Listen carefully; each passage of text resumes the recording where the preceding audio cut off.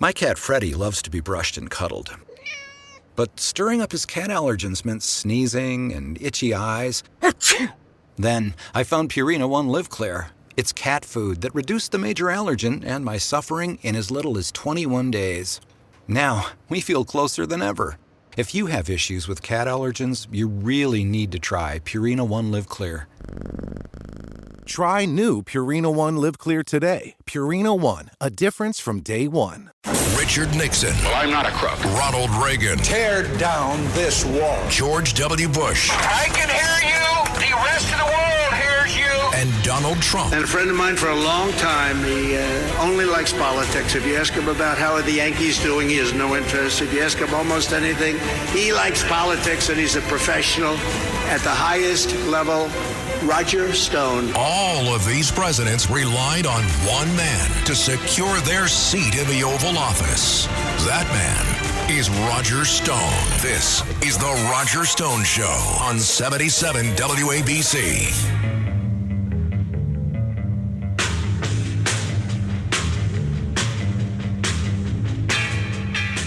I'm Roger Stone, and this is The Roger Stone Show here on 77 WABC, where we're working very hard to make AM radio great again.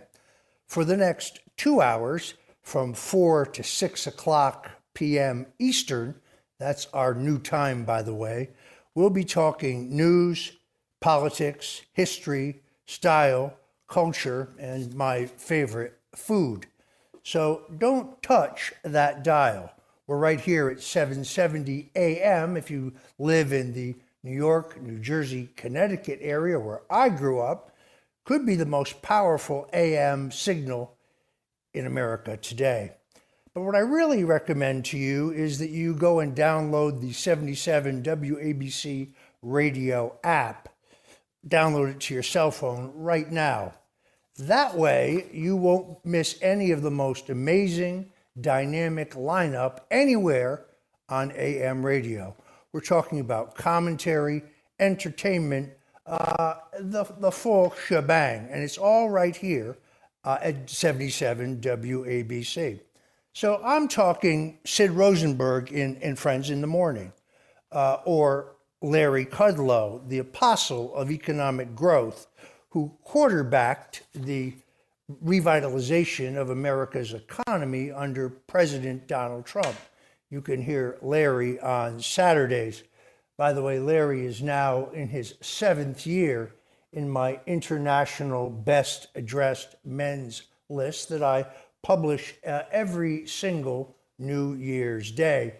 He shares that distinction with Greg Kelly. Greg Kelly can also be here at 77 WABC.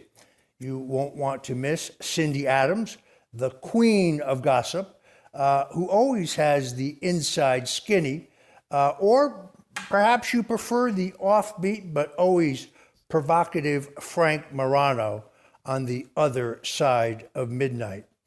Then, of course, there's America's mayor, the greatest mayor in New York City, Mayor Rudy Giuliani. He's here every single weekday. My old friend Dominic Carter, a man who always has his fingers on the pulse of New York. And, well, frankly, you don't want to miss Rita Cosby on weeknights. She is a veteran radio broadcaster, a reporter, and she always brings amazing news-breaking guests. And then, of course, there's Katz and Cosby. That's John Catsimatidis himself and Rita Cosby. You can hear them every day at 5 o'clock Eastern and on Sunday mornings at 8 a.m. And at 5 o'clock and on Sunday mornings, they always have an all-star panel. So you never really get anything but the very best breaking news and analysis right here at 77 WABC. So do yourself a favor, go to the App Store right now and download that to your cell phone so you don't miss any of that great programming. I was very sad to hear this past week of the passing of my good friend, the actress Suzanne Summers. She was a very good friend, a patriot who I actually met at President Donald Trump's home, Mar-a-Lago, in Palm Beach. She was an elegant lady, a true patriot. She struggled in the end with cancer. God bless her, and may she rest in peace. Now, on last Sunday's show, I gave out my family recipe for Sunday sauce. I don't have time in every single show to give out the recipe, but this is your traditional Italian-American pasta sauce. I prefer it with a mix of 1/3 beef, 1/3 pork, 1/3 ground veal. Well, that's if you can afford the mortgage to pay for the veal. But I left out one important detail, and I got a lot of calls and texts on it. People ask me what kind of pasta. It's pretty simple. With that kind of a heavy sauce, you want something like a rigatone or a spaghetti or a larger size linguine. Penna is also acceptable, but it's much too heavy a sauce for, say, capellini, also known as angel hair. So for the many people who phoned in or texted in or called in or emailed in, I have now answered your pasta questions, and I will reveal my ancient family recipe, which was my mother's recipe, my grandmother's recipe. My mother's maiden name, of course, is Corbo.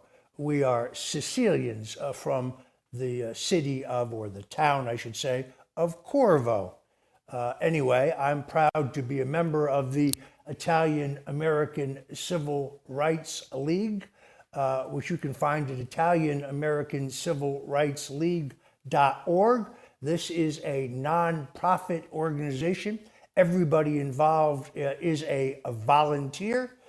We are going to do charitable good works, but we're also going to fight for our Italian heritage. You might want to go online and check it out.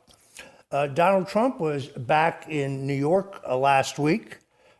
He was there for the continuation of the civil trial.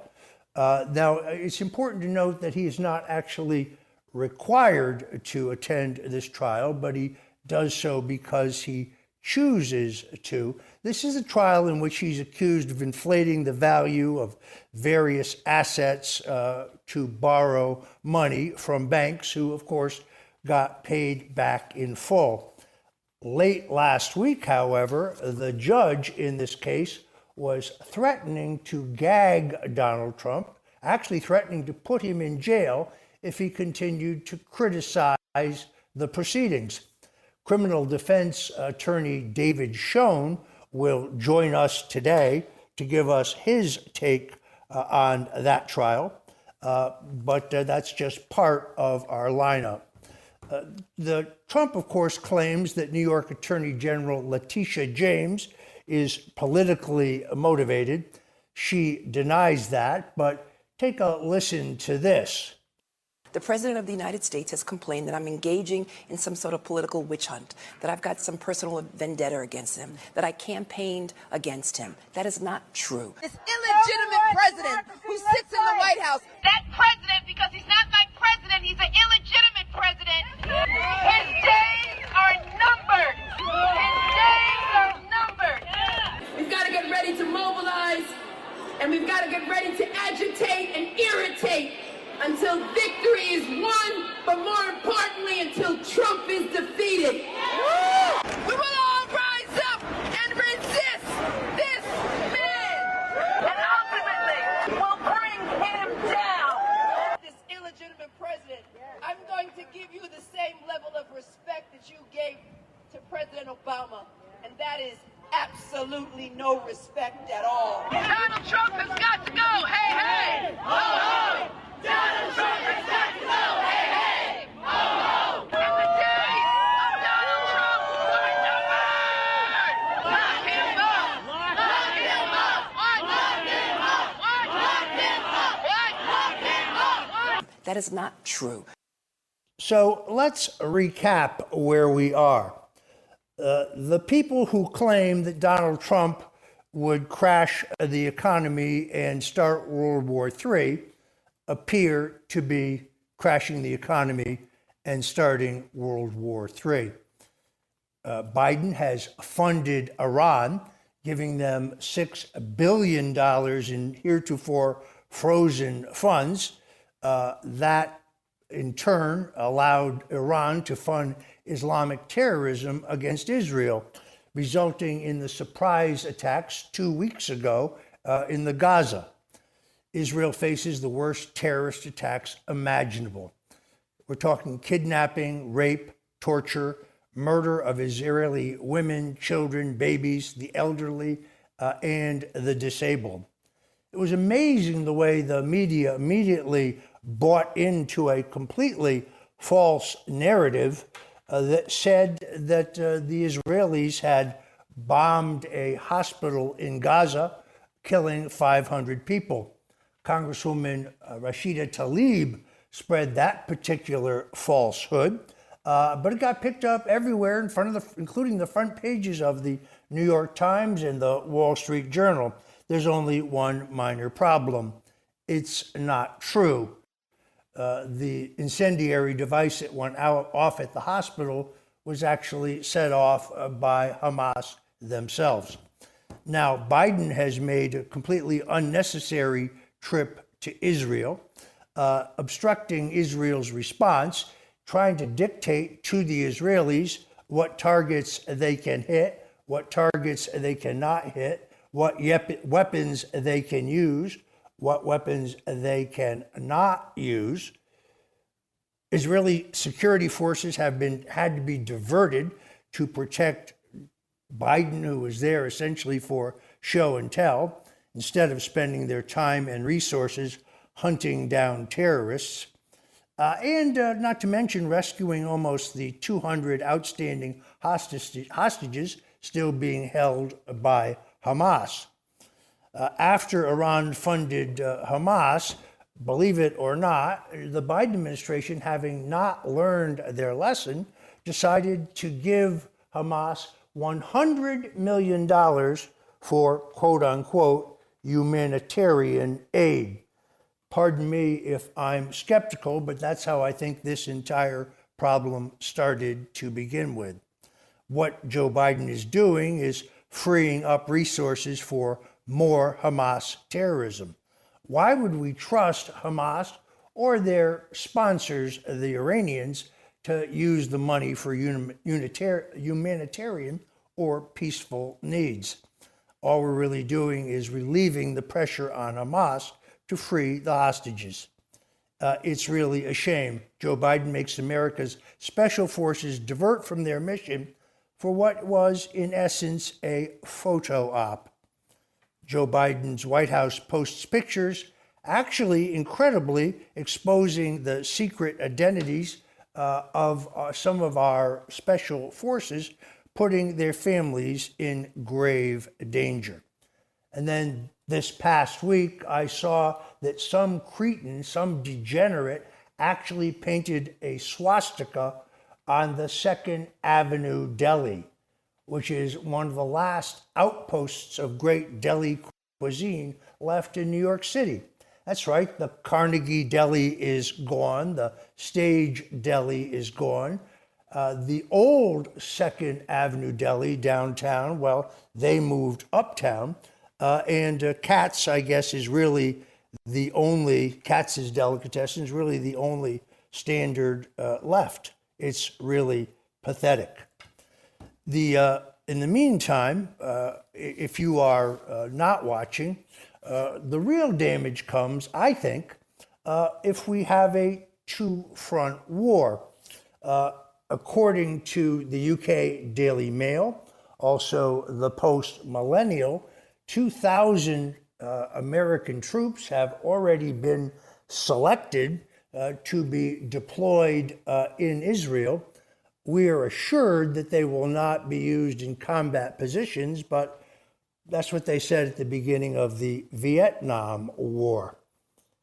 You see, my concern is that if you have a two-front war and America is fighting in both Ukraine, or both Ukraine and Israel, or America's assistance to those war efforts prove provocative to the Chinese, well, then the Chinese will move on Taiwan. And if they move on Taiwan, well, that will have an extraordinary effect on the American economy, because Taiwan essentially has a monopoly on the production of these computerized chips, which are absolutely necessary for American technology. That means our stock market will take a hit. And if the stock market takes a hit, well, then the economy will take a hit. This will be another blow to Joe Biden's prospects of re-election, but that is, of course, if he's even going to run. Nobody expected the war in Israel except for the enemies of Israel and America. The U.S. really has to think hard about this. The West as a whole is still in a state of complacency. We're mired in a losing effort in Ukraine. You won't read that in most newspapers, but I think it's the truth. And Russia has been playing the United States like fools.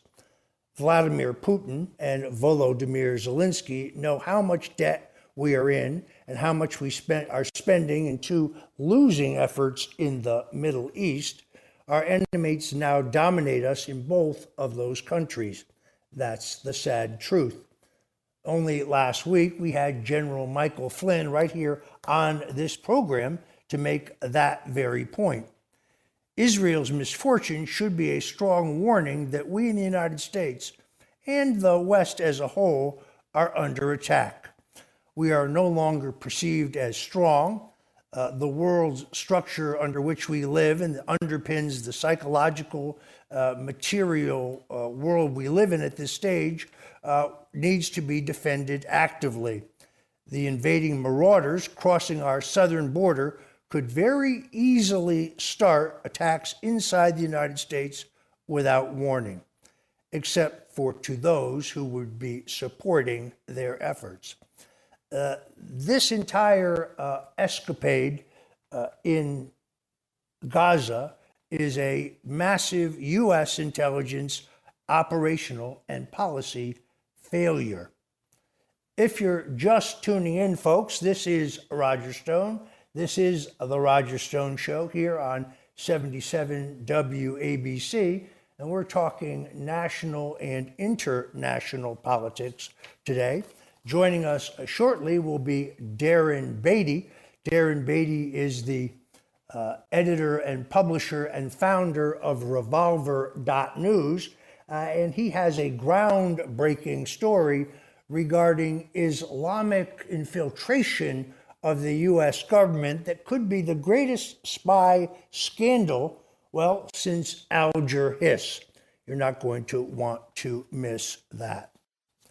Since we gave Hamas $6 billion and didn't ensure that we had exceptional sources inside reporting on their activities or any guarantees in place not to act without our knowledge, we either have idiots running our foreign policy or perhaps these mistakes are intentional.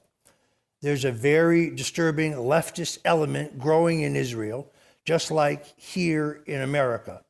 Foreign policy hawks in the Netanyahu administration know this. There is a leftist Israeli elite that is also incredibly anti-West, which of course means anti-American. They believe that they can get along with elements like Hamas and those in the Arab nations who they deem reasonable, which to them means globalist.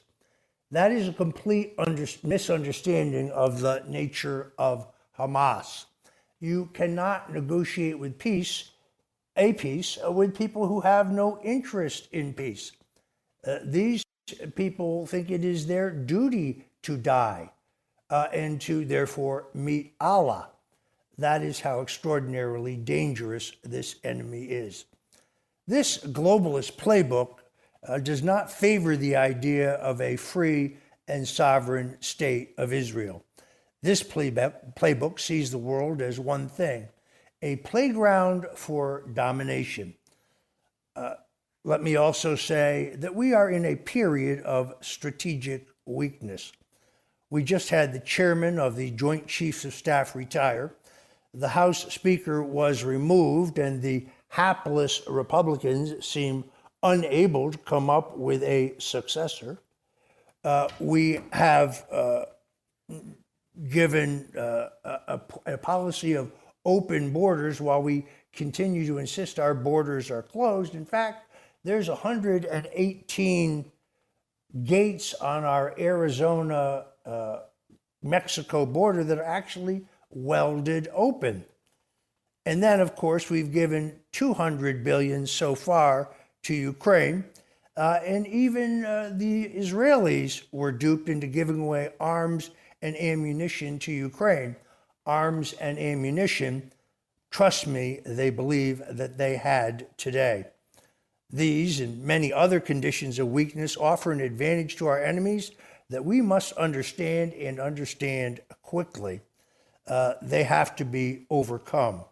In the end, the war in Israel is a precursor to what could happen right here at home. Also coming up on today's show is a further analysis of the political situation, because Jason Miller, President Donald Trump's official spokesman, joins us to talk about, well, the latest efforts in both Washington, D.C. And in New York to muzzle, indeed gag the president. We'll also get Jason Miller's take on Joe Biden's speech late last week to the nation, only the 8th time that he has addressed the nation in his presidency. Way back on April 3rd, I predicted on this very show that they would seek to gag Donald Trump, that they would seek to silence him. I did not think it would happen in New York. I thought it would happen in D.C., but I knew it would happen.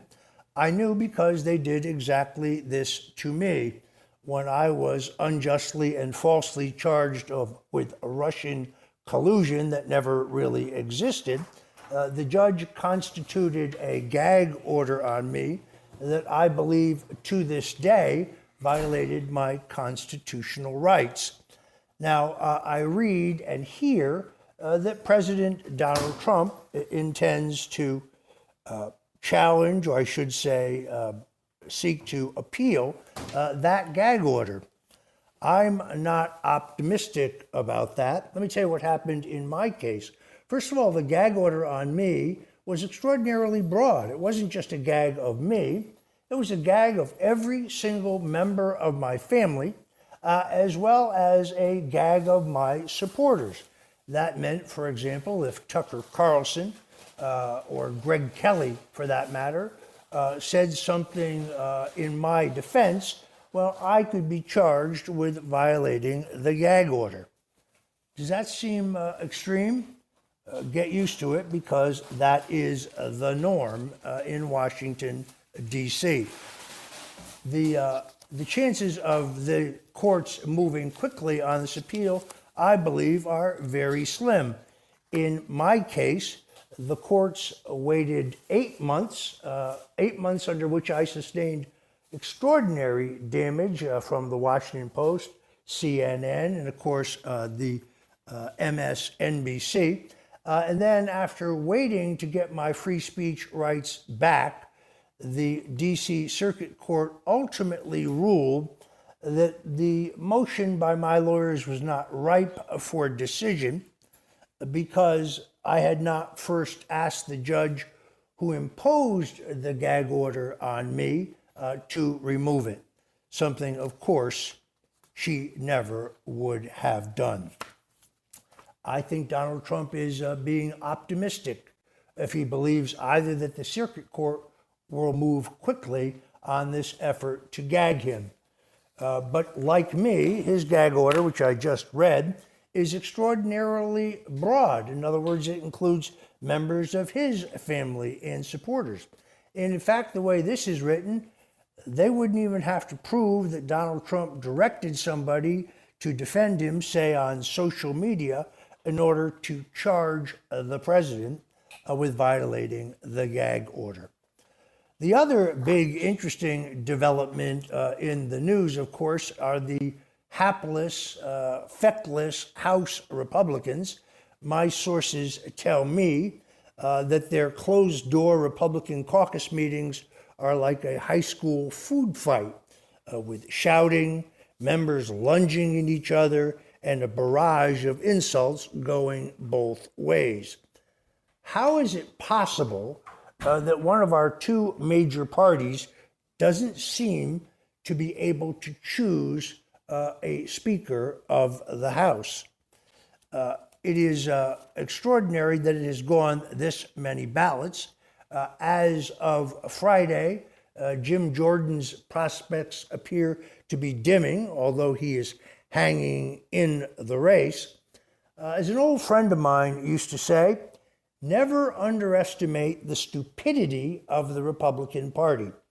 That's why we Republicans like to form the firing squad in a circle. Now, I'm certainly a Republican, meaning I have a sentimental attachment to the party of Lincoln, the party of Eisenhower, the party of Goldwater, the party of Reagan, obviously the party of my mentor, Richard Nixon, and the party, of course, of Donald Trump. But I figured out a long time ago that when you get right down to it inside the Beltway, well, there's only one party. You see, that whole right, left, liberal, conservative, Republican, Democrat kabuki dance is a Hegelian device that is used to put us, the voters, to sleep. And at the end of the day, they're all in it together. That means the loss of our civil liberties, massive debt, internet censorship, and the slow erosion of all of the freedoms guaranteed by the Constitution. But more importantly, it means billions of dollars for war. Don't be surprised, you heard it here first, if Hakeem Jeffries, the Democratic minority leader, ultimately becomes Speaker with every single one of the lockstep Democrats and a handful of establishment Republicans. Yes, you heard it here first. It could actually happen. So if we review where we are, the United States is bogged down in the Ukraine-Russian war. Russia's threatening a nuclear attack on American cities. There would be no chance of survival. We are looking at a war in Israel with the most casualties in the nation's history, a wider conflict obviously threatened. Border Patrol is open at our southern border, allowing millions to illegally cross, including terrorists, Chinese nationals, and hundreds on the FBI's most wanted list. Whistleblowers reveal that the president himself and members of his family are involved in epic and vast corruption. The Biden Department of Justice seeks to imprison their chief political rival. That certainly has a banana republic feel to it. The FBI has now launched domestic surveillance operations against Trump-affiliated voters ahead of the 2024 election. That's according to an article in Newsweek. The U.S. president, including this past week, that performance on the plane on his way back from Israel, shows increasing signs of dementia, repeating stories, rambling, not even really appearing to know where he is. He seems to lose his thought in the middle of a sentence. He just seems to trail off. I actually feel sorry for the old guy. Public trust in government has reached a historic low. American trust of the news media is now so low that 50% say the industry intentionally misleads them.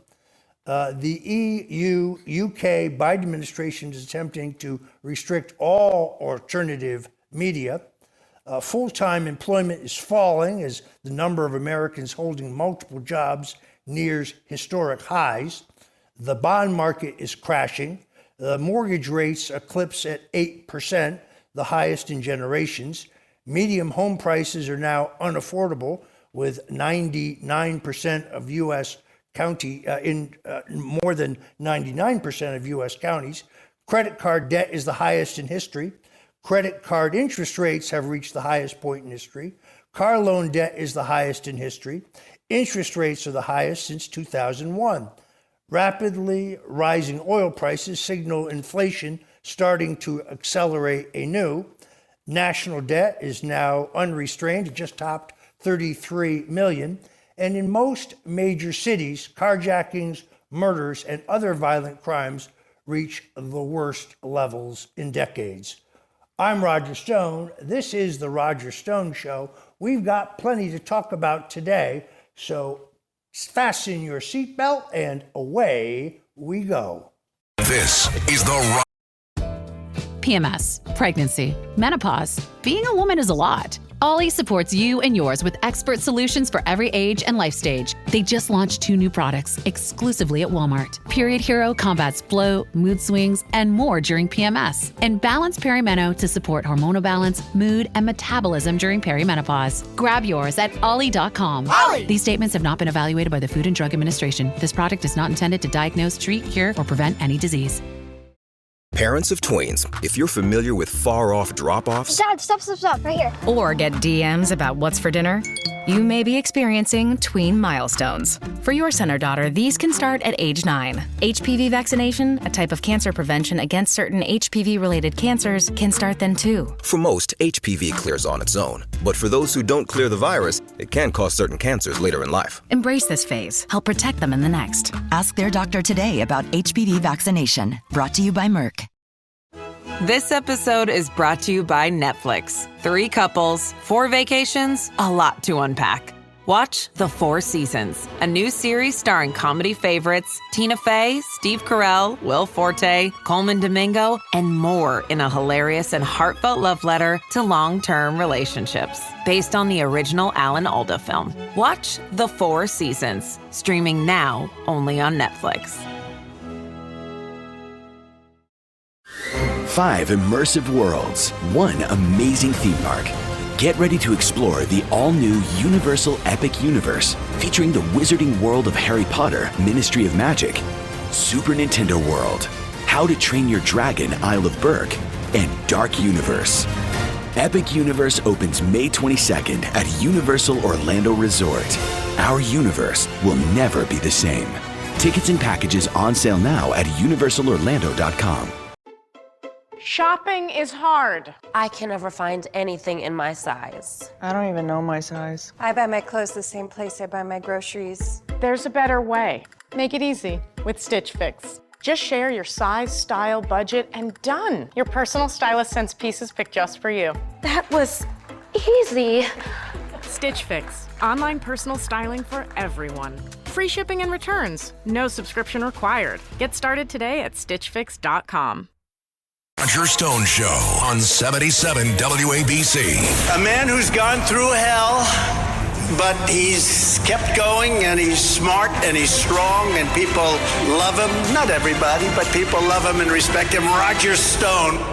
Now, here's Roger Stone. Welcome back. This is Roger Stone, and this is The Roger Stone Show. Take a minute to download that 77 WABC app to your cell phone so you don't miss any of the great programming here at 77 WABC. It is well worth your time. Joining us now is one of the country's most prominent criminal defense attorneys. He represented President Donald Trump in one of his impeachment proceedings in the U.S. Senate. To my mind, he may be the single most brilliant legal mind in the country because he is that rare lawyer who not only has an encyclopedic knowledge of the law, but he also understands the overlay of media, public opinion, politics, and everything that must be taken into consideration in a high-profile trial in America today.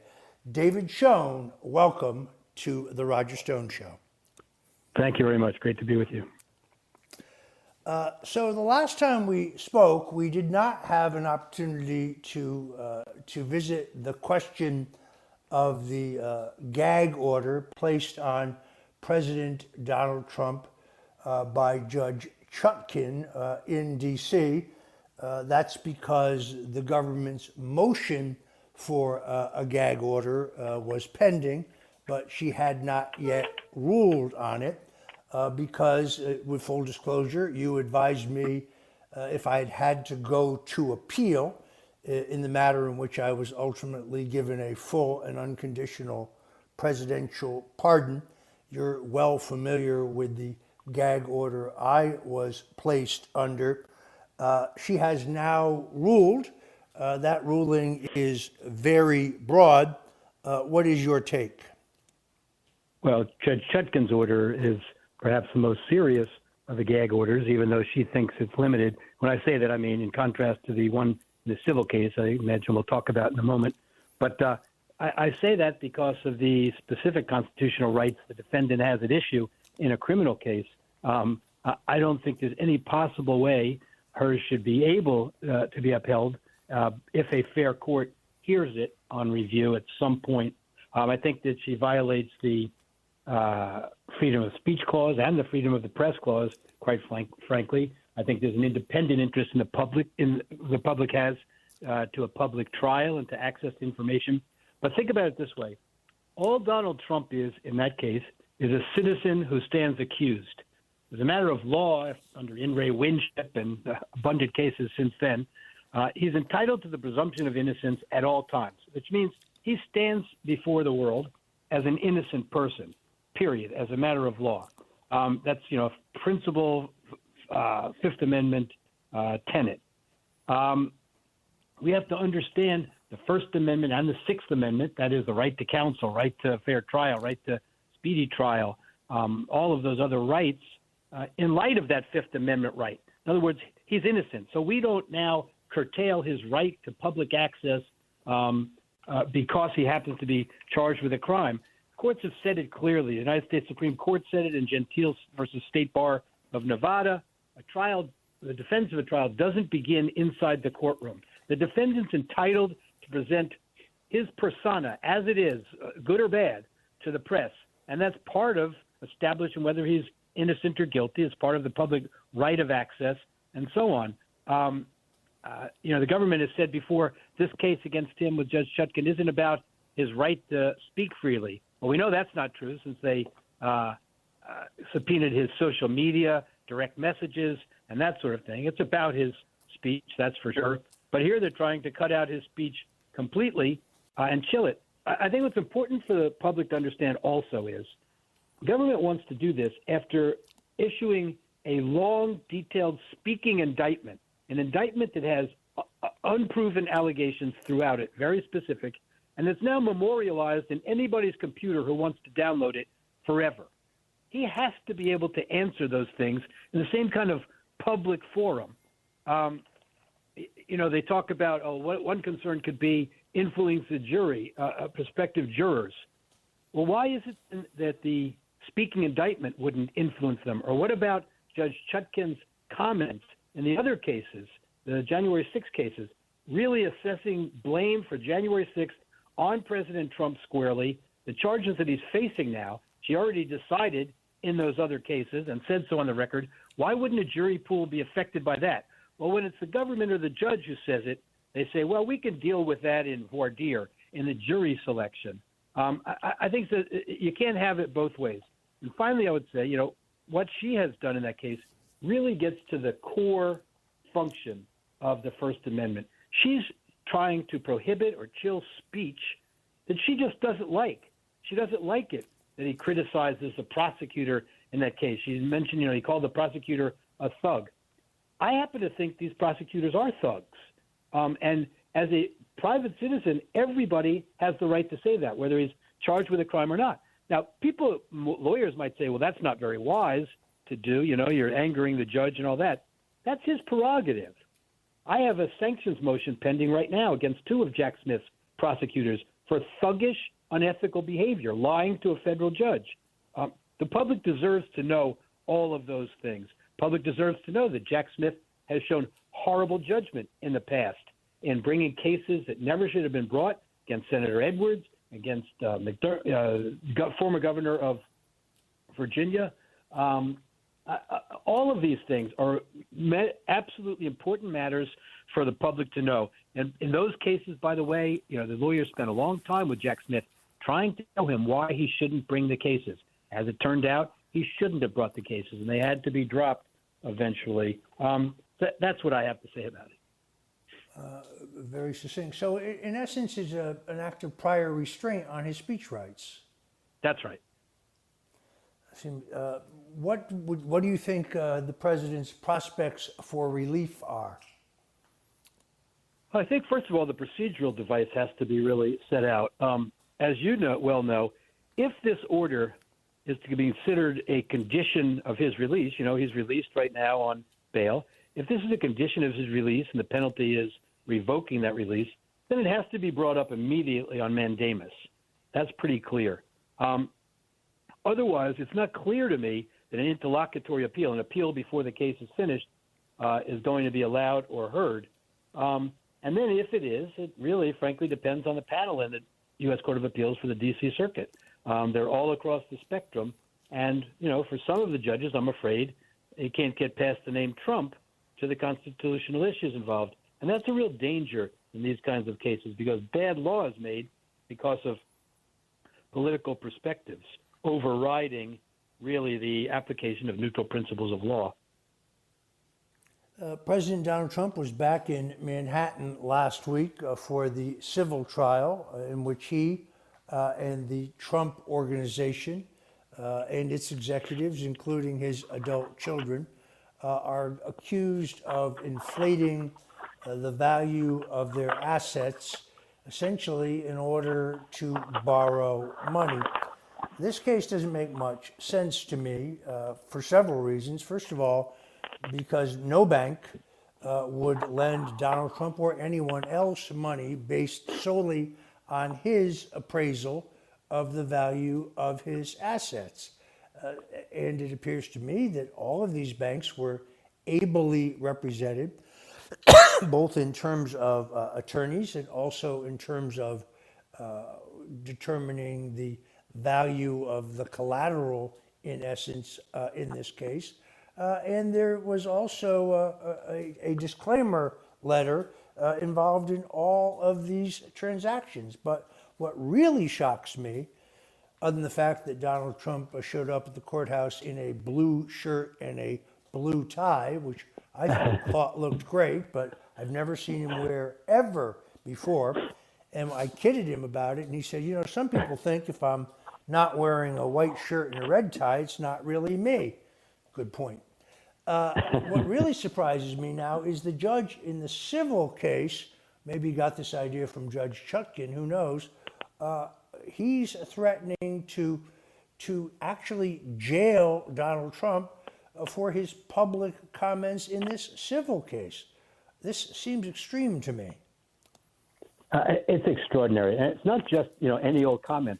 What turned the judge off is, and led to this order, is that Donald Trump posted a picture available in the public domain of a staff member of the judge with Senator Chuck Schumer.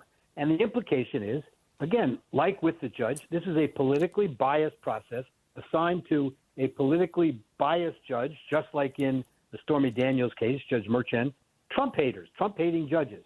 But he posted a picture about the staff member with Chuck Schumer. And for the public to draw any implication they wish, and the implication might be clear to some. Maybe it's not accurate, but he's entitled to do it. It's extraordinary that this judge made comment after comment against President Trump, completely extraneous comments, and comments he thinks are funny, references to media figures and Marx Brothers, etc.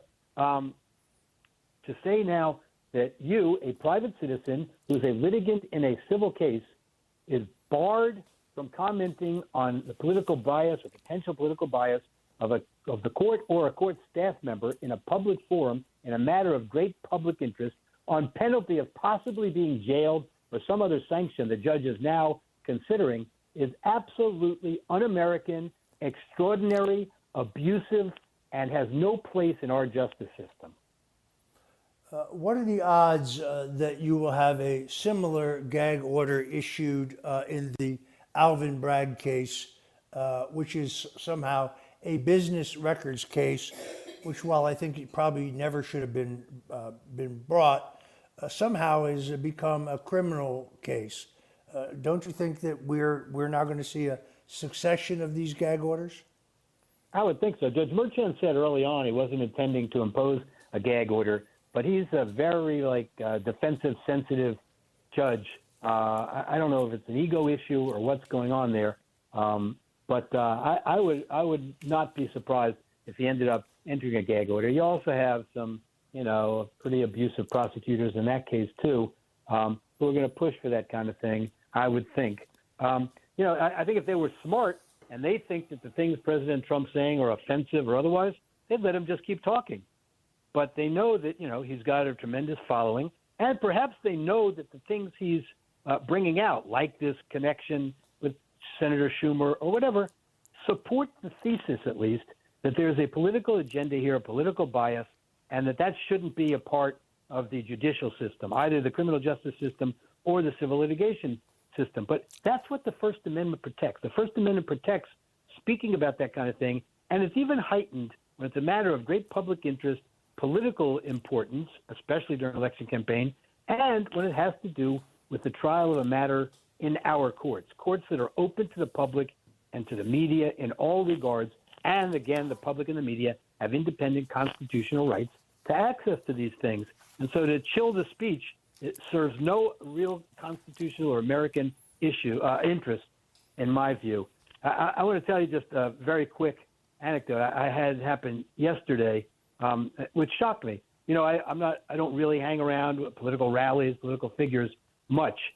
Yesterday I was in the airport in Washington, D.C., and I saw a group of students, maybe 50 or 100, I'm not sure how many, and many or most of the students had bright red shirts on that said, "Make America Great Again." I'd never seen a T-shirt with that on it. I've only seen the hats.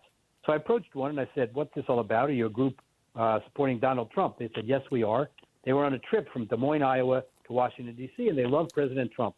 So I said, well, I spoke to the adults in the group. I asked if I could take their picture, and then I would text it to President Trump. And if he was online, he would respond and want to talk to them all, as he always, would. So we did that. The kids were so incredibly thrilled, as were their chaperones. One of them said it was the greatest day of his life to think that he would have some contact with President Trump. It turned out President Trump didn't get it until after their flight had taken off. And he, of course, said, "Get them on the phone right now. I'd love to talk to them." But that's the kind of following. I'd never really been exposed to that before. And I said to President Trump, you must see this kind of thing all the time, I guess. But I'd never seen that kind of real devotion and all that. It's all across the country. That's what I think scares folks like Jack Smith and these others. And again, a guy like Jerry Nadler, who said in, I think, 2019, we can't trust the voters. We have to use extraneous measures to get rid of President Trump, was the implication. That's about as un-American a comment as I've ever heard from a lawmaker in this country, ever. Yeah, that is the great, I should say, surprising aspect of this entire phenomena. In other words, when President Trump announced that he would run again, he had a solid base in the Republican Party. He raised some money, but it is counterintuitive the way this tsunami of lawfare has actually turbocharged his candidacy in a way that you could never have foreseen. I mean, I am one who has studied Trump polling numbers all the way back to when he was doing marketing studies for the old Trump casino organization. And I can tell you that the reason that that consumers, in this case gamblers, went to a Trump property instead of, say, the Golden Nugget, was Donald Trump. People, working people particularly, blue-collar people, minorities, loved Donald Trump. I think it was aspirational, meaning they loved, they loved his bravado, they loved his lifestyle, they loved the helicopter and the jet and the beautiful models and the mansions and the gold gilt. It didn't matter if the Golden Nugget down the street offered them $2 off a steak dinner. They wanted to gamble with Donald Trump.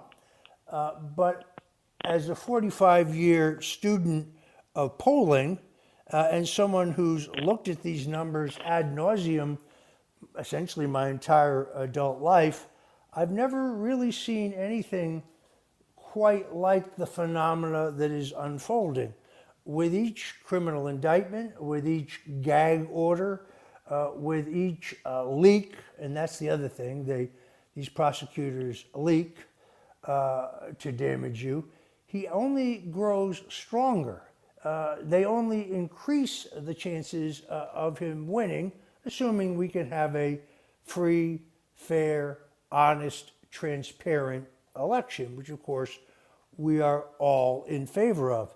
He said something this past Tuesday in Iowa which really surprised me.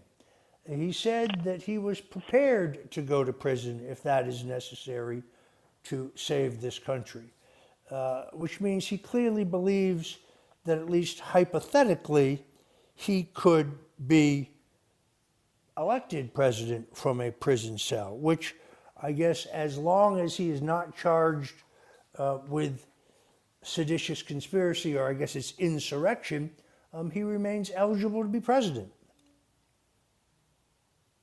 Yeah, I mean, I even have, I think it was a constitutional question, even if he were charged with that, whether that would override the qualifications clause for the president. But that's another issue hopefully we never have to face. But no, listen, the fact that I'm going to say on record here that I believe there's no person in this country who knows more about polling, assessing political candidacies, what makes the polls move, what makes candidates win and lose than Roger Stone.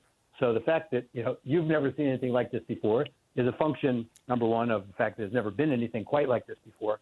But number two is really extraordinary. I also think that in addition to policy issues and charisma and all of those things that you mentioned, I believe in the American people, as I know you do, and in their fundamental fairness. And I believe that one major reason we see these spikes in the upward spikes in the polls with each indictment is that the American people fundamentally believe that the indictments are unfair, shouldn't have been brought, and at least the people responding to the polls, and that's driving them also, that they refuse to permit these kinds of agendas through our criminal justice system and otherwise through litigation to prevent them from casting their vote for the candidate that they want, or even if they weren't going to vote for him, for Donald Trump, they don't want that to be a part of our system. They want elections to be based on policy issues, and that's it, and not using these kinds of tools as a weapon. And I think what they see is the conglomeration of all of these cases at one time. Take the civil case, for example. Donald Trump's been in business as a brand everybody knew for decades, and decades.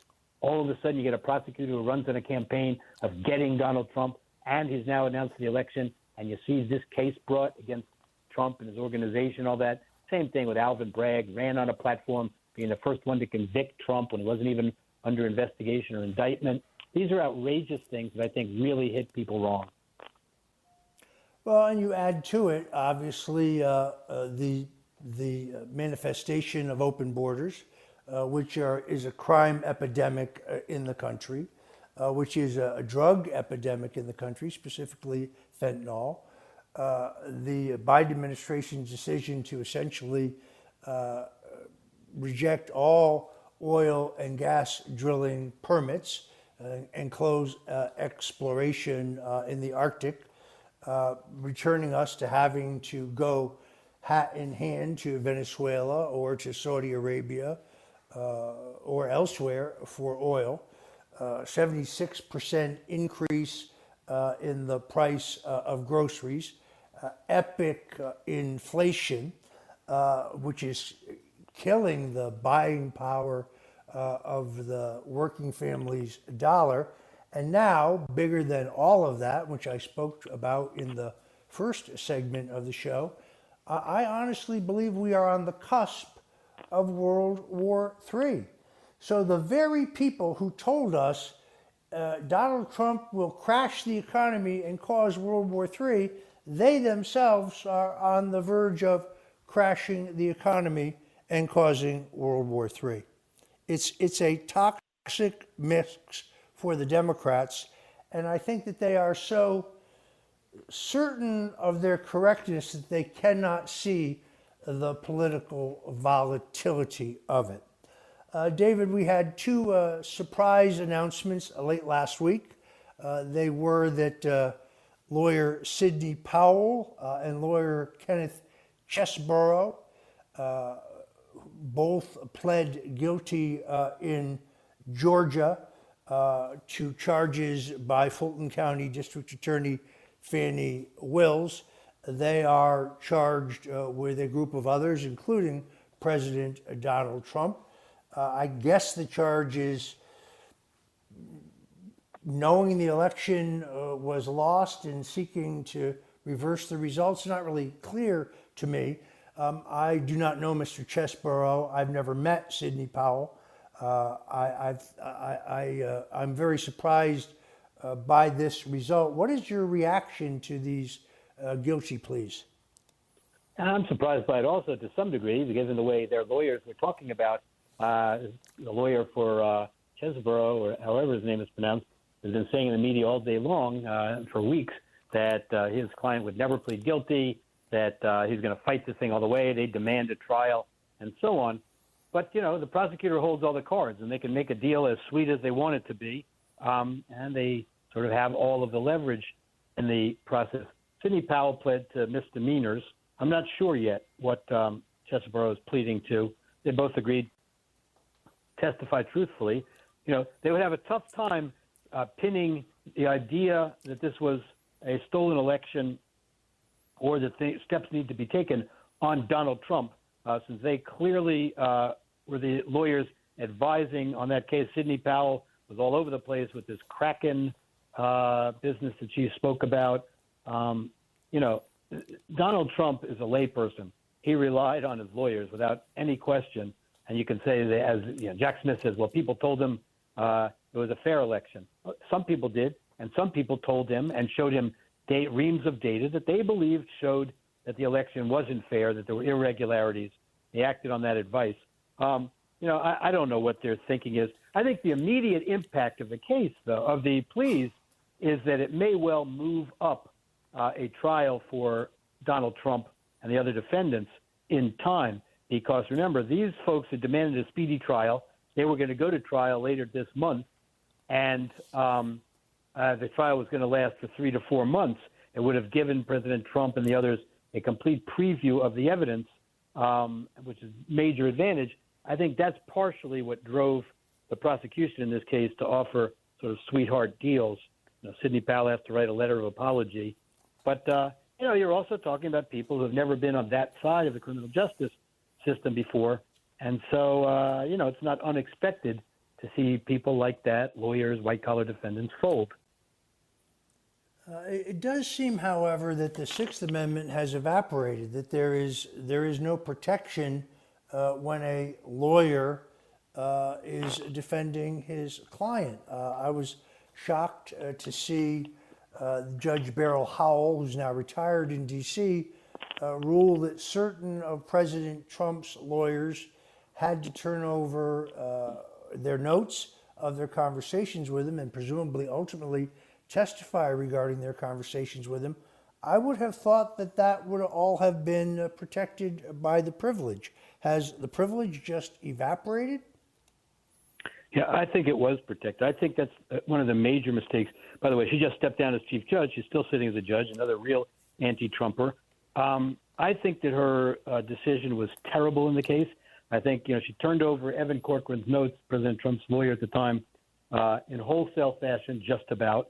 Didn't let him review the redactions that were made, which is really also extraordinary. And I think that, in fairness, should be the undoing of the Florida case, because I think that evidence went to the grand jury, tainted the entire indictment process, and it never should have happened. So I think that's a major issue in the case. But yes, when it comes to Trump-related cases, they wave this banner of crime fraud exception to the attorney-client privilege around. Courts are all too willing to buy into it simply because a charge has been raised, or even in the case of a judge in California, before a charge has been raised, they find that the crime fraud exception must apply, and the privilege was waived. And I think it's terrible. It's chilling to the attorney-client privilege relationship. I think it's going to reverberate throughout relationships around the country like that. I think it's very dangerous. Again, that's a fundamental principle of our criminal justice system, and that is that a client must be able to rely on the confidentiality between communications between lawyer and client, and it's the client's right and privilege, not the lawyer's. All right. I'm afraid we are out of time. I want to thank criminal defense attorney David Schoen, criminal defense attorney extraordinaire, for sharing his expertise with us today. David, have a blessed Sunday, and thank you so much for joining us on The Roger Stone Show. Thank you very much. It's an honor. This episode is brought to you by Loom by Atlassian. Are you feeling stuck at work? Get your team unstuck with Loom video messaging and move work forward. Use Loom to simultaneously record both your screen and yourself, to share a quick update, provide feedback, train a colleague, and everything in between. Plus, add Loom AI to your meetings for instant written notes and recordings. Try Loom today at Loom.com. That's LOOM.com. This episode is brought to you by GMC. When you have 4 new tires, every drive feels fresh. Right now, buy 3 select tires and get 1 for just $1 during the GMC Certified Service Fresh Start Tire Event. Visit gmc.com/service offers or see dealer for full details. At participating U.S. GM dealers only, highest or equal value tire will be $1. Offer ends 5/31/2025. Not available with other offers. It's the Smucker's Uncrustables podcast with your host, Uncrustables. Okay, today's guest is rough around the edges. Please welcome Crust. Thanks for having me. Today's topic, he's round with soft, pillowy bread. Hey. Filled with delicious PB&J. Are you talking about yourself? And you can take him anywhere. Why'd you invite? And we are out of time. Are you really cutting me off? Uncrustables are the best part of the sandwich. Sorry, Crust. This is a Roger Stone, and we're back on the Roger Stone Show at 77 WABC Radio, where we are making AM radio great again.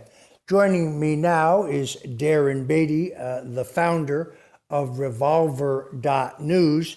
If you don't subscribe to Revolver.News, well, you don't know what you're missing. It could be one of the most important alternative news sites in the country, where you get not only breaking news, but some of the very best analysis that can be found anywhere on the internet. And joining me now, as I say, is Darren Beatty, to talk about a truly groundbreaking article. The headline is Top Biden Intel Official Outed as Palestinian Activist Has Some Very Dark Associations. Darren Beatty, thank you for joining us on The Roger Stone Show. Great to be with you. Thank you, Roger. So let's try to set the table here. Let me just read the first couple graphs. Hamas's gruesome terrorist attack on the part of Israel's vaunted security establishment. This tragic attack has also encouraged some healthy critical reflection on the Biden regime's Middle East policy.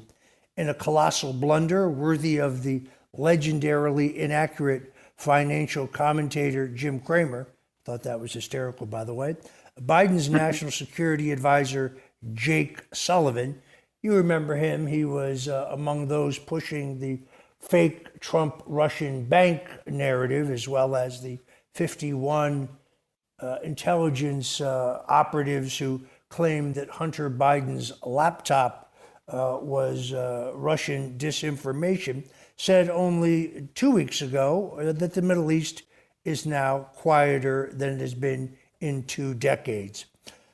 What appears to be true more succinctly is that the Biden administration was actually infiltrated by a Hamas sympathizer who enjoys a senior role within Biden's national security apparatus.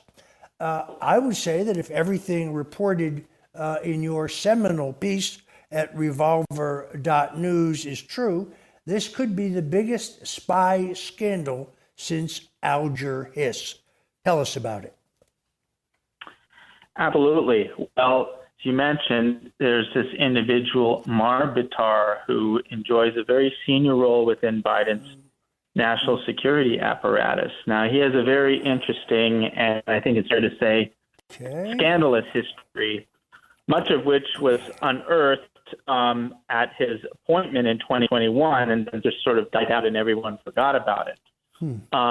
But Bitar, as a graduate student, was involved in an organization called Students for Justice in Palestine. In fact, he was more than involved, was one of the executors. He had a leadership role in this organization, and this organization has regained notoriety in the media for essentially celebrating the recent Hamas attack on Israel. In fact, some of the chapters were, praising Hamas for the ingenious tactic of using paragliders and so forth, and various sub-chapters were celebrating it one way or another. So that just gives you a sense of the type of organization that he not only belonged to, but occupied a senior leadership role in. There's a picture of him wearing the keffiyeh and holding his fist up against the backdrop of a sign saying "divest from Israeli apartheid." And of course, he goes from this to a variety of important roles in government, culminating in his role with Biden. But before Biden, he had a role in the State Department, of course, related to Mideast affairs. Then he enjoyed a role in the Obama administration, actually the portfolio of Israel and Palestine within Obama's National Security Council, which is amazing history that I just mentioned. Now, it's worth adding kind of side notes that may actually be a side note because it gets to the network that is really more important than any individual. Among his colleagues in the Obama administration was an individual called Robert Malley that I imagine many of your listeners would be aware of. And if not, this guy, I would say Malley maybe more deserves the Alger Hiss comparison. This other guy is an up-and-coming version of it, but Malley is a more senior figure. And he's recently gained media attention for a very curious case. It's come to light that he had his security clearance revoked. He's the guy that Biden tasked essentially with re-engaging the Iran deal that Trump wisely discontinued. And just think of that for a moment. How bad does it have to be for the Biden administration? Now, Malley himself has a storied history. He's been through many administrations. He's from a very well-off and important family with ties to the FLN, which was the resistance movement in Algeria. He actually banned from France. His family was banned from France due to their sympathies for the FLN. And in one of these amazing connections that just shows how small the world is for treacherous scumbags, he was a plaque of current Secretary of State Anthony Blinken in France, the country that ultimately banned his family for their FLN sympathies. And there are all sorts of questions there. So again, this is sort of a side digression, but not really a side, because you had this guy, Mar Bitar, who had the Israel-Palestine portfolio in Obama, at the same time as you had Malley occupying a senior role in the administration related to the Iran deal. And as we know, it's like the Biden administration is pretty much an extension of Obama. This, reappeared under Biden, where until recently, Malley was in charge of Iran and Bitar got a promotion overseeing intelligence programs in the NSC. And of course, you go back to the records, Malley was over the moon when the news came out that Bitar was getting this top role under Biden. And he said, "Oh, this is my dear friend and colleague," and so forth. And so Malley is one association. Another association is he was a deputy for Samantha Power when Samantha Power was at the UN. Again, this was under Obama. Samantha Power had a lot of extremely controversial things to say about Israel, which she later backtracked in order to be politically palatable, but it's available online. She had a series of controversies related to that. So that's another questionable one. And finally, the one that I find the most interesting, because Revolver has done a great deal in bringing this individual's name to the national awareness. Bitar was actually, so you can just imagine how much damage he's doing in foreign policy, but the real prolific characters are able to do damage in both foreign and domestic. And apart from this decorated resume that I've described, Bitar was the counsel for Adam Schiff in the impeachment proceeding against Trump. And turns out he's very good friends with none other than Norm Eisen, another individual with a storied history of wreaking havoc on American interests both in the foreign and domestic policy domain. And Norm Eisen, in his book, he wrote a whole book about the first impeachment. Bitar appears all over the place in this book. Norm Eisen reveals that he too was a longtime friend of Bitar, and they're friends going all the way back tenure in State Department. So it's one thing to look at an individual with questionable beliefs and organizations and belonging to questionable organizations, but what you see here is a whole network of individuals, and Bitar is deeply connected with a whole host of these people. So it's very disturbing, not terribly surprising, but Biden's bungling of Mideast policy highlighted in recent weeks, I think, brings renewed attention to just what a disaster the personnel issue is with Biden. In 1973, almost 50 years ago, 2 weekends ago, Israel was the victim of a surprise attack by the Egyptians and the Syrians. And somehow this escaped the attention of Israel's vaunted intelligence agencies. Israel was spared total annihilation when Israeli Prime Minister Golda Meir appealed to President Richard Nixon for lethal aid, because indeed the Israelis were caught without ammunition, almost out of ammunition, with their backs to the sea. This seems to me, this most recent intelligence failure, if there really was one, seems to be the single greatest mistake since that 1973 episode. Do you think that people like Malley and Bitar play some role in the fact that the Biden administration is trying to kind of have it both ways here, insisting that they didn't know, yet there seems to be credible reports that the Egyptians, among others, let U.S. intelligence know that something was going to be afoot in Gaza? Well, that's a great question, and it's possible to say one way or another in relation to this specific event.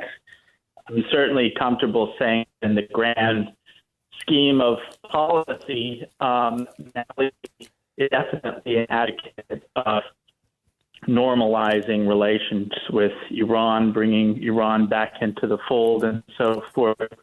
As to this specific, which really is inconceivable, because people make comparisons to 9/11, and 9/11 was obviously an intelligence failure of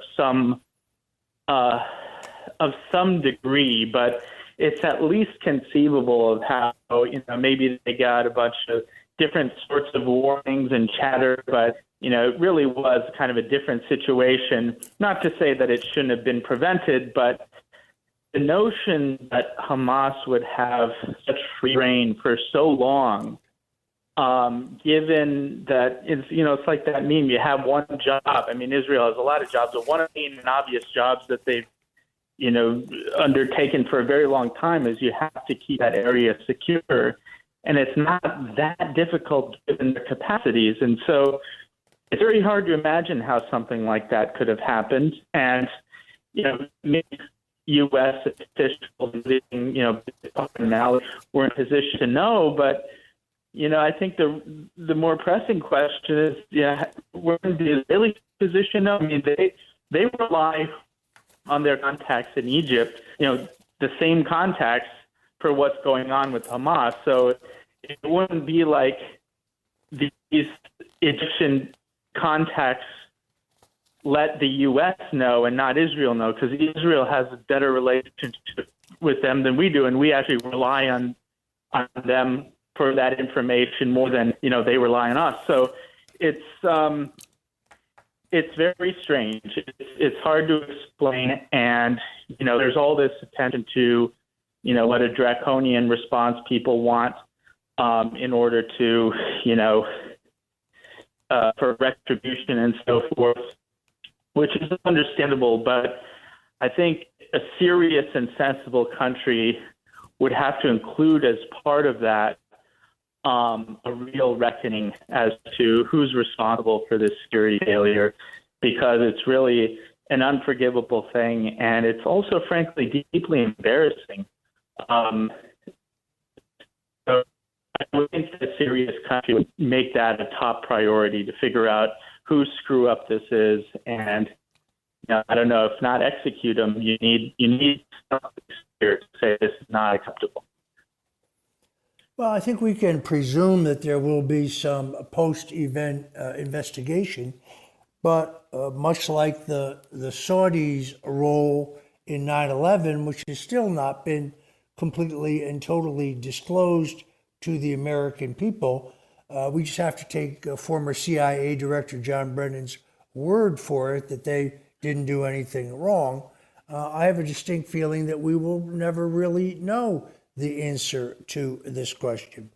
It does seem surprising to me, given the Mossad's fame for their capabilities, that they would be caught by surprise like this. Your article mentions a woman, I'm going to mangle her name, Ariane Taibai, I guess it is. Can you tell me who she is and where she fits into all of this? Yes. So this is sort of part of the side story in relation to Mali, the individual that I was talking about earlier. And, I mentioned Mali maybe is more deserving of this comparison because it came out that not only Mali, this was kind of developing my point earlier.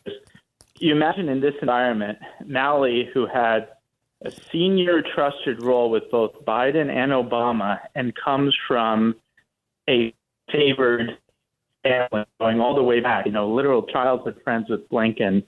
And Blinken's also from a very favored family, incidentally, a very interesting family.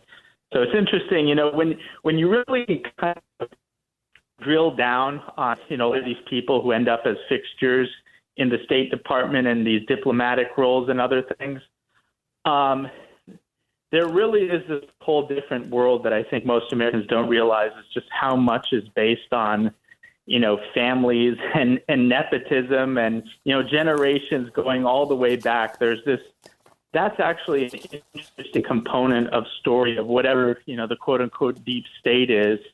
You need to look at these sort of genealogical issues as well to really have an understanding of it. And a lot of it seems kind of contradicts pretty forcefully a lot of the illusions we operate under in terms of, meritocracy and democracy and this sort of thing, which is an interesting and separate conversation. But there's no way someone of Malley's stature, given the current political environment, would have the security clearance revoked unless it's just inconceivably bad. I mean, he'd have to be, it would have to be Hunter Biden level stuff plus, but with Iranians, basically, in Iran with Iranian prostitutes. Like, I'm not really suggesting that, but it would have to be really bad because there's, this other lady in the DOD that you mentioned, Ariane Tababi, again, very difficult to describe, but this is part of this Iranian influence network, could call it, collaborators, perhaps. And this individual didn't even have her clearance revoked, and she's clearly an agent of influence for Iran. And so the fact that Malley did is an enduring mystery, and I really hope the full story of that somehow comes to light of exactly what went on with him, what he's doing, what his status was. Because it took a lot of pressing to just find out, that he's on leave in the first place. It is reported that he's currently under investigation by the FBI, but we really don't know much more than that. Folks, if you are just tuning in, this is The Roger Stone Show on 77 WABC, and we are talking with Darren Beattie, who is the founder of Revolver.News, about his groundbreaking story pertaining to the high probability that the Biden administration was infiltrated at the highest levels by pro-Palestinian activists. This is an extraordinary story.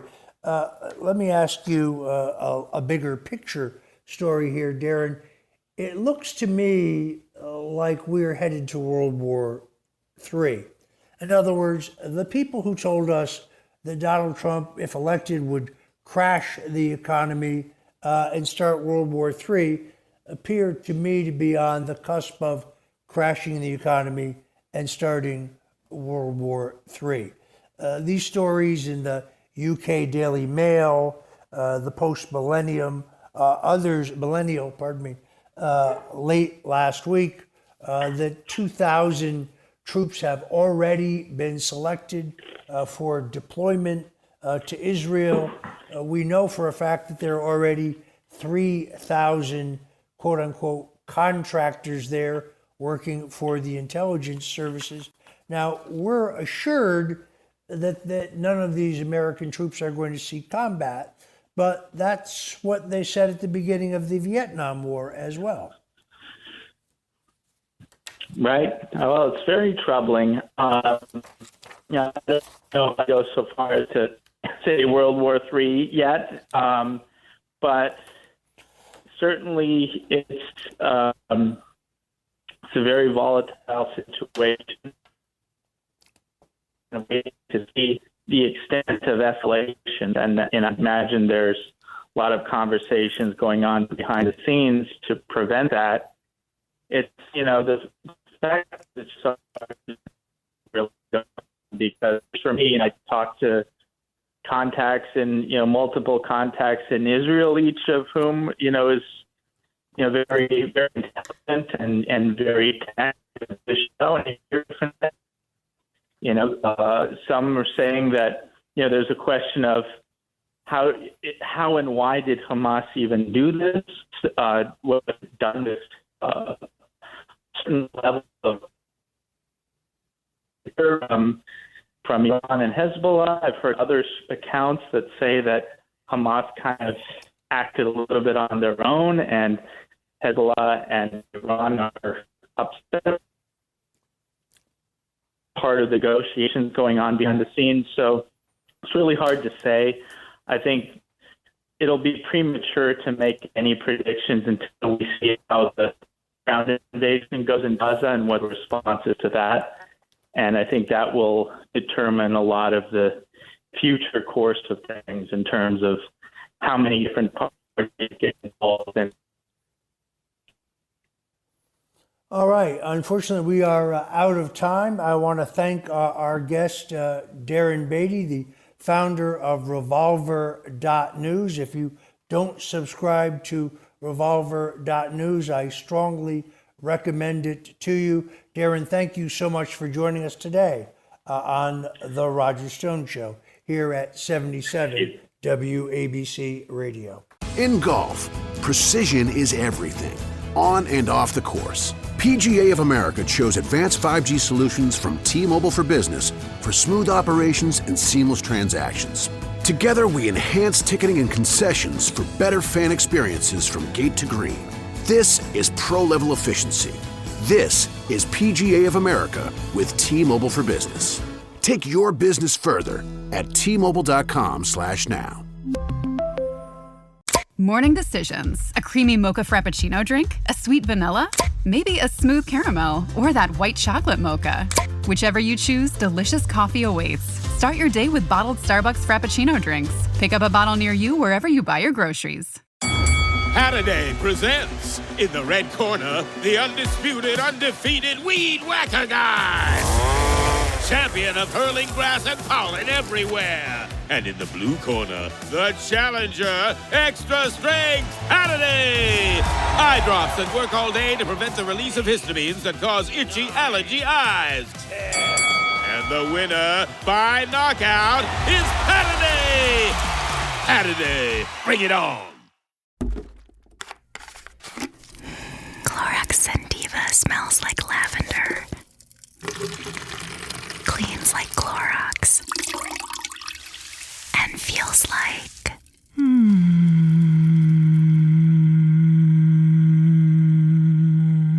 All right, that could go on for a while. Experience the long-lasting freshness of Clorox Sentiva. Available in Clorox Sentiva Lavender Scented Bleach. Use as directed. This is The Roger Stone Show on 77 WABC. A man who's gone through hell, but he's kept going, and he's smart, and he's strong, and people love him. Not everybody, but people love him and respect him. Roger Stone. Now, here's Roger Stone. Welcome back. I'm Roger Stone, and this is The Roger Stone Show on 77 WABC Radio. Don't wait another second to go to the App Store and download the 77 WABC Radio app, because you don't want to miss all of the incredible programming we have here in the most dynamic AM radio show, station in the nation.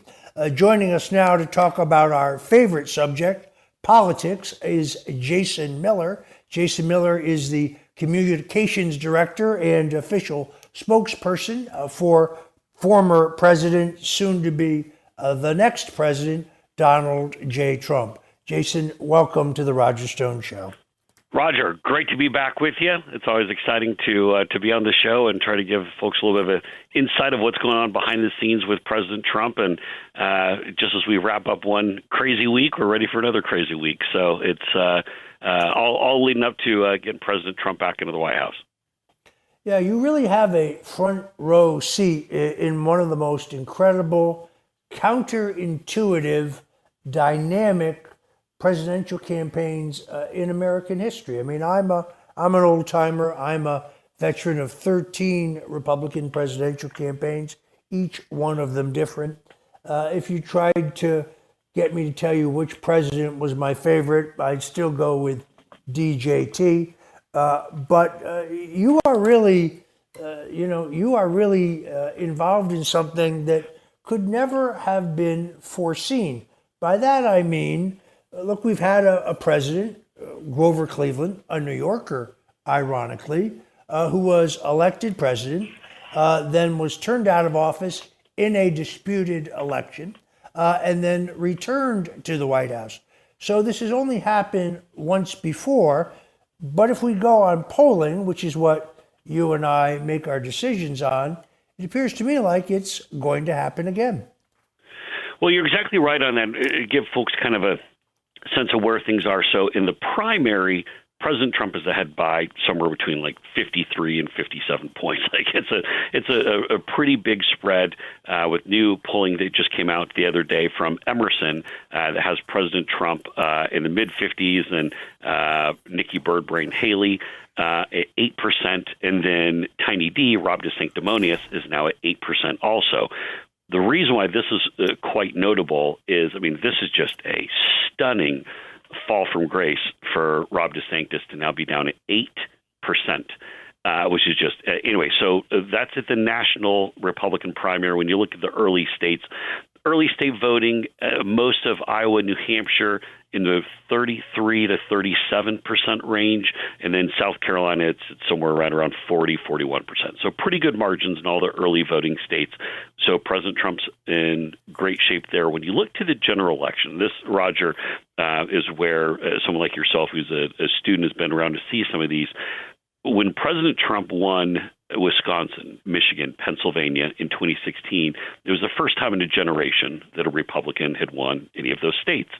Of course, we know about all the issues that went into 2020, but now as we look at these, not only is President Trump in great shape when it comes to Arizona and Georgia, but when you look at Wisconsin, Michigan, and Pennsylvania, particularly Pennsylvania, where he's consistently 2 to 3 points ahead, Michigan, where he's pretty consistently ahead by 1 or 2, and then Wisconsin, it's pretty consistently about even or up 1, and then Nevada is within the margin of error, 1 or 2 points either direction. I mean, as of this moment, even the biggest skeptic, the biggest naysayer, says that President Trump is probably somewhere around 280 electoral votes, so well over the 270 that you need. And so politically, everything is going really good for President Trump right now, which, again, Roger, to kind of stick the landing here, that goes to why Joe Biden gave that speech in the Oval Office this last week, because Wag the Dog isn't just a crappy movie from back in the 90s. It also is real life, where Joe Biden is saying, hey, don't look at the 20% cumulative inflation. Let's talk about sending more money to Ukraine. It's really quite extraordinary. I think these people are prepared to risk World War III if they think it might get them reelected. I mean, I read in the, I guess it was the UK Daily Mail, also in the Post-Millennial, that they've already pre-selected 200 U.S. troops to be deployed in Israel. This is beginning to look to me like we may be headed to an extraordinarily expensive two-front war. It's funny because the people who told us, Donald Trump, if he's elected, he'll crash the economy and he'll start World War III. Except for these are the people who appear to me to be preparing to crash the economy and start World War III. What was your overall impression of Biden's presentation from the Oval Office? So let's put aside some of the optics of just struggling against the teleprompter, and we know that Biden's not good at 8 p.m. at night. It's about 4 hours past kind of his window. Even his staffers have said he's good between about noon and 4 p.m. So you're kind of playing with fire anything after 4 p.m. for how he's going to do, although in fairness, he's not much better between 12 and 4. But Biden, the shorter version of Biden's remarks appeared to be, if you want to stand with Israel, send more money to Ukraine. And it made no sense. If you want to combat anti-Semitism, then let's combat Islamophobia. And then if you really care, though, about the state of Israel, then we need to effectively take a step closer to war with Vladimir Putin. The way that he combined all these issues, and not to mention that this omnibus foreign aid package he wants to put together is also going to include our border funding. So essentially, President Biden is going to now shift away from dealing with hostages in Gaza to holding the American taxpayers hostage, all with an effort to get money to Ukraine. It's bizarre. It's out of touch. It's a total non sequitur. These these two are not connected in any way, shape, or form. But to your point, he seems hell-bent on taking us into a global conflict. And I mean, look, Putin's a bad guy, not someone who you're ever going to catch me defending or saying anything nice about. But I have not seen any report that he had something to do with Gaza attacks on Israel. That was Iran. And so why are we trying to make this a multi-front war when this is really about Iran funding Hamas and Joe Biden sending money to both of them?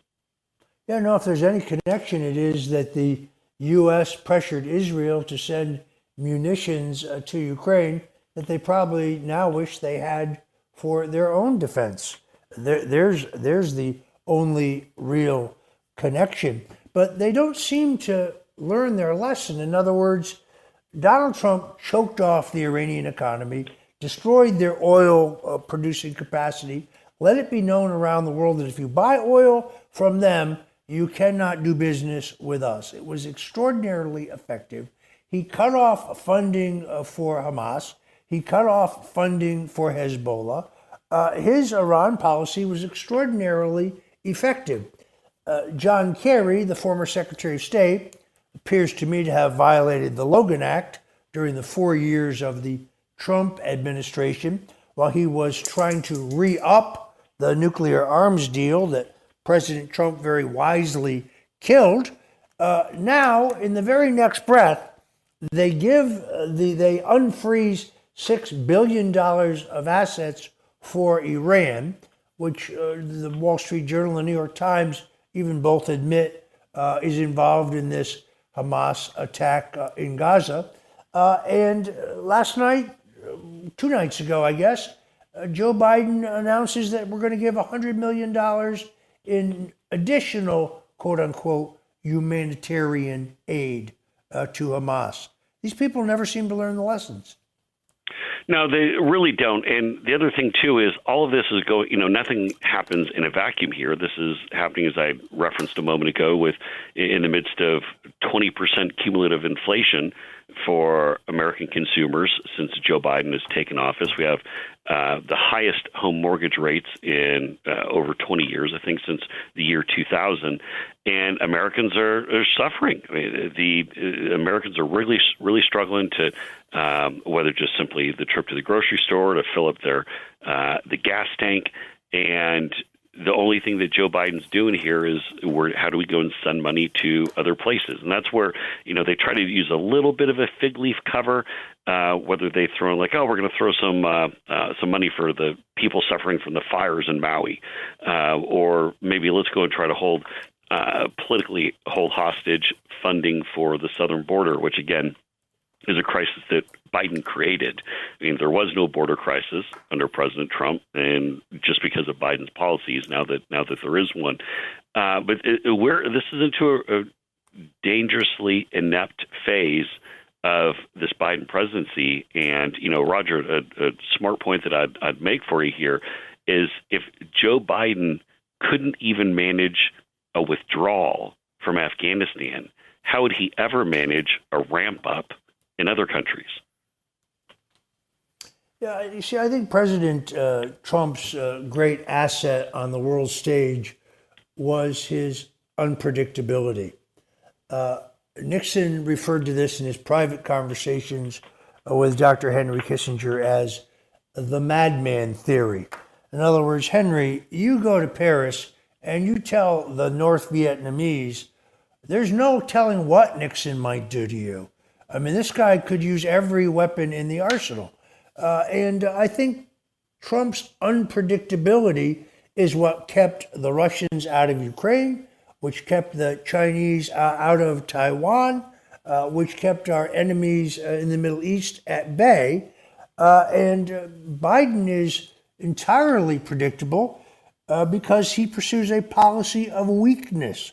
If that weakness ultimately ends up with the Chinese moving on Taiwan and giving Chinese pivotal role in the production of computer chips, I think that he's going to get an economic downturn, an impact on the country that will make re-election even more difficult.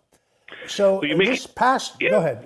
You make a really good point there because the global markets, and obviously we care about the U.S. market, but in a certain extent, it's all interconnected. Markets clench up when there's kinetic warfare, and markets also clench up when there's uncertainty. And there is no certainty in the world with Joe Biden as the U.S. president. And that means what the interactions are going to be with other leaders. And look, there are certain places in the world where there are going to be some bad guys who are in charge of their countries. But there's an aspect of stability. Markets know how to react to it. People know what to expect, where the investments are going to go, where the trade is going to go, things like that. When it becomes completely unstable and everybody is testing the United States, really started with Afghanistan, because once you lose deterrence, you can't get it back. Like once people realize that there are no repercussions, whether it's coming across our southern border, whether it's killing Americans in Afghanistan, you can't put that genie back in the bottle. And so we're at a state of global uncertainty right now, and it's only going to devolve further. Folks, if you're just tuning in, this is the Roger Stone Show on 77 WABC Radio. And we're talking with Jason Miller, Communications Director and spokesman for President Donald Trump. He has a ringside seat in the most exciting presidential campaign in American history. It is amazing the way this tsunami of lawfare against the president has fueled his campaign, both in terms of voter support and voter intensity, as well as low and middle dollar fundraising. I've never seen anything quite like it. I predicted back in April that ultimately, in multiple jurisdictions, they would seek to gag President Trump because he is so very effective as a counterpuncher, and he has used his social media platform, in this case, Truth Social, to lay out who the bad guys are and to lay out the political motives of his various persecutions. What is your reaction to two things that happened this past week? First, the order by Judge Chutkan in D.C., which gags the president and prohibits him and his supporters. Read that part carefully, Jason. His supporters and family members from commenting on certain aspects of his trial in D.C. And now, even more outrageous, in my opinion, the judge in the New York civil trial, who is, accused the president of inflating the value of his assets when, in fact, I think they were undervalued. Now he's threatening to jail our president. How do you react to all this? And I understand you have to be somewhat judicious in your choice of words. Well, as someone who's been a longtime advocate of free speech and someone who lived through the 2020 campaign and saw what I know in the past we're going to jokingly refer to them as the deep state, which is all fun and games until you realize that it's actually true. They do coordinate and work together on all these different things. When they suppressed the Hunter Biden laptop scandal that would have led to 1 out of every 7 Biden voter going for President Trump instead. But so right now, the current state of play for either whether it's the president or someone who's closely with him on his team is that we can say anything we want about crooked Joe Biden. We can talk about how he has weaponized the justice system, how he's using his judiciary hitmen to go and attack President Trump, can criticize Merrick Garland by name, and then anything after that, better just stay quiet. Which, when you think about it, it's really kind of just chilling. I mean, it's the way that that free speech is being attacked here is quite scary. Should concern anybody who sees what's going on here. And so, I tell you, it's shocking. I mean, what do you even say on that? I've never seen anything like this in American political or legal history. Yeah, I've obviously experienced the gag order myself. Was not allowed to defend myself in a D.C. trial in which I was actually convicted of lying under oath to cover up Russian collusion that never actually took place, of which there was no evidence whatsoever. So I've been in this particular meat grinder. Just as my opinion as a layman, I think that the gag orders are unconstitutional. I think it constitutes prior restraint on the president's speech.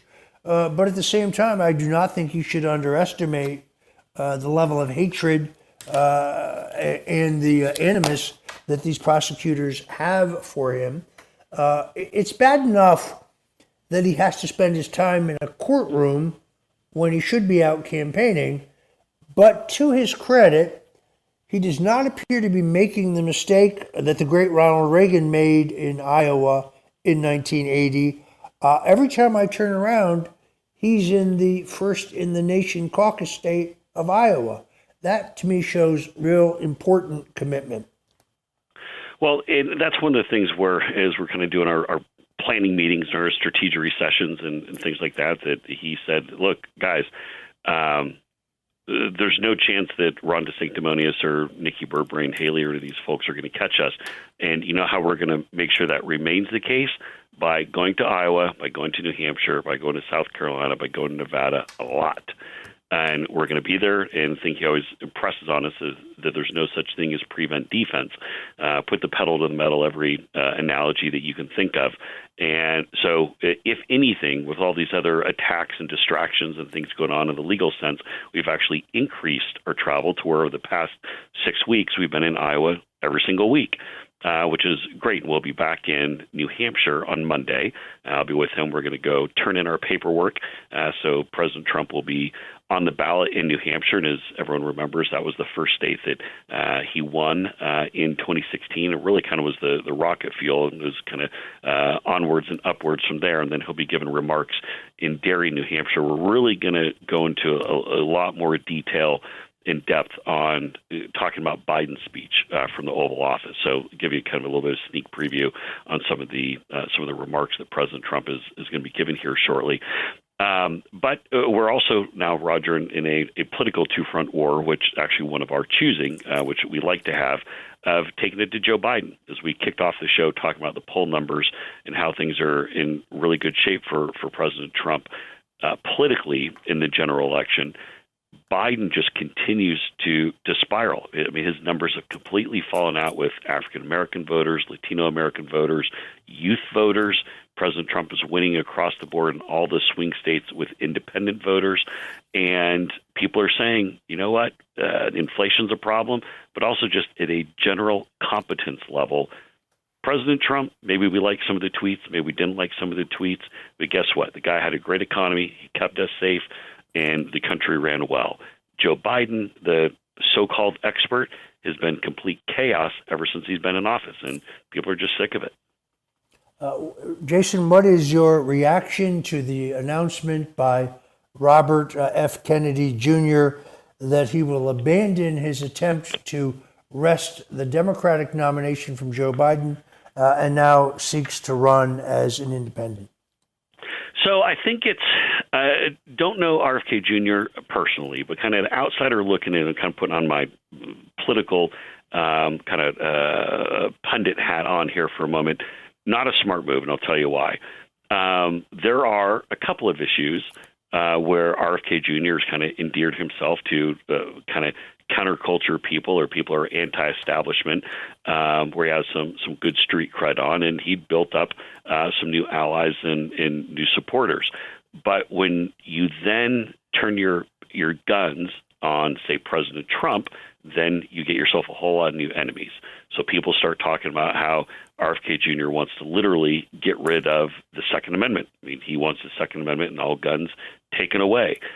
You take a look at the pretty hardcore eco-loon positions that RFK Jr. has, where he even got arrested for protesting for climate change. And so whereas he found himself with a whole bunch of new friends on a couple of more libertarian, anti-establishment type positions, Now he's positioned himself as an opponent and a political enemy of President Trump's, which, as we know, gets you a whole lot of scrutiny. So I think just from the branding perspective, I don't know if that's necessarily the smartest thing that he's done. But again, since I don't know him at a personal level, maybe he doesn't care. Very, very, very difficult to get on the ballot as an independent. For people who just think you just wave a wand and you're an independent, not that simple. You have to deal with 50 different state laws that are arcane, complicated, expensive, labor intensive, and very tricky, almost all of which have a very short time frame for the collection of a very substantial number of accurate voter signatures on petitions that I guarantee you are going to be very carefully scrutinized by your opponents, whether they be Republicans or Democrats, depending on the state. I have to say, in one of the most riveting pieces of television I've ever seen, Sean Hannity seemed to strike Robert Kennedy dumbstruck the other night when he confronted him over his past support for Hillary Clinton in 2012, Hillary Clinton in 2016, Barack Obama, Gavin Newsom, Bernie Sanders, pointed out that Robert Kennedy once called the National Rifle Association a terrorist group. And then late last week, Kennedy actually said he was for reparations over slavery. So to the extent that he was going to steal people from the Trump base based on his skepticism over the war in Ukraine or based on his support for sealing our borders, I think he will now be subjected to much broader scrutiny.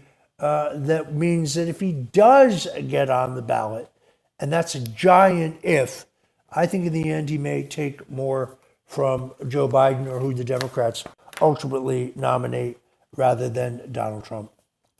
I would agree with you on that. And I'd also say that the Cornel West candidacy, and again, has a lot of challenges even getting on the ballot in some of these states. But in states where you have maybe Cornel West and a RFK Jr. as well, I think those are going to pull more from Biden. I think that's a real problem, especially when you talk for Cornel West, when you talk about Biden's softness with Black American voters. And again, no Black voter is going to forget the racial jungle comments that Biden made. What was that, some 30 years ago? Or I guess it's 40 years ago now. Joe Biden has had a pretty bumpy record when it comes to also the crime bill in the 90s, things of that nature. And Biden has said some pretty inflammatory stuff that, guess what, people in certain communities are not going to forget. All right. Many thanks to Jason Miller. Folks, thank you for joining us today on the Roger Stone Show here at 77 WABC. You want to hang on for my good friend Joe Piscopo, who is coming right along with Evenings with Sinatra. If you love the chairman of the board, you're not going to want to miss this.